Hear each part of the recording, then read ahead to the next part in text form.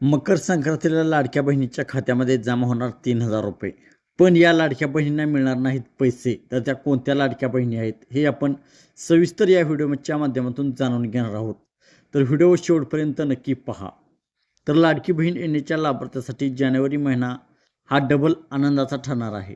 या महिन्यात लाडकीच्या खात्यात 2 हप्ते जमा होणार आहेत. लाडक्या बहिणींना डिसेंबर आणि जानेवारीचे पैसे लवकर दिले जाणार आहेत.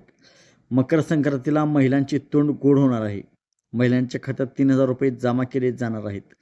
दरम्यान एकीकडे महिलांना 3,000 रुपये मिळणार असल्याने आनंदाचे वातावरण आहे, तर दुसरीकडे काही महिलांना हा हप्ता मिळणार नाही आहे.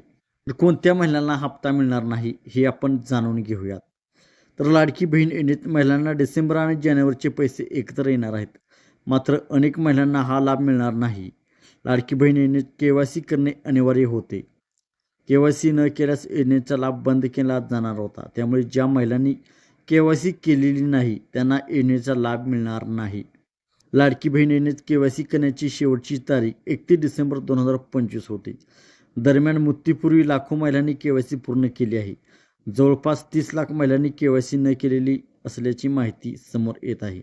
त्यामुळे या महिलांना योजनेचा लाभ मिळणार नाही.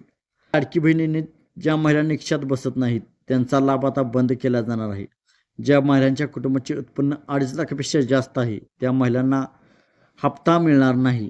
ज्या महिलांच्या घरी 4 चाकी वाहन आहे त्या महिलांना देखील हप्ता मिळणार नाही. तर ज्या महिला निकषात बसत नाहीत आणि ज्या महिलांनी KYC केलेली नाही त्यांना आता पैसे बंद होणार आहेत. तर लाडक्या बहिणींनी व्हिडिओ महत्त्वाचा वाटला असेल तर व्हिडिओला लाईक करा आणि चॅनलवरती नवीन असाल तर अशाच लाडकी बहीण योजनेच्या अपडेट आणि सरकारी योजनांच्या अपडेटसाठी आमचा यूट्यूब चॅनल सबस्क्राईब करा.